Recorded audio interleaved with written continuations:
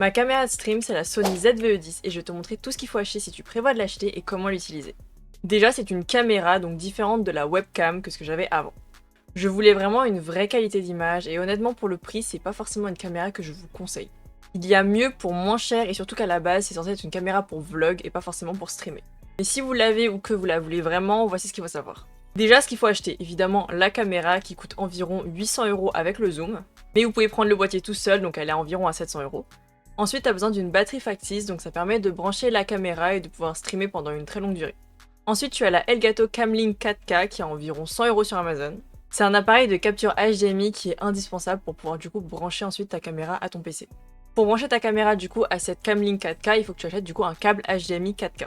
Ensuite, tu as le trépied évidemment pour pouvoir tenir ta caméra, donc soit un petit trépied que tu mets sur ton bureau, soit un gros trépied que tu mets du coup par terre derrière ton bureau. Et voilà du coup tout ce que tu dois acheter, ça approche facilement les 100 €, donc c'est quand même un setup assez coûteux. Ensuite, tu as pas mal de réglages à faire pour rendre vraiment la qualité de ta caméra bonne. Tout d'abord, tu dois désactiver l'arrêt automatique lorsqu'elle surchauffe pour du coup pouvoir streamer plus longtemps, sinon elle s'éteindra à chaque fois. Ensuite, tu dois désactiver le mode steady shot pour un angle plus grand et plus large parce que par défaut, du coup, l'angle il est assez zoomé. Et ça, je le savais pas pendant très très longtemps, du coup, j'avais un angle super zoomé sur mes streams. Il faut que tu mettes la sortie en 4K pour avoir du coup un max de qualité.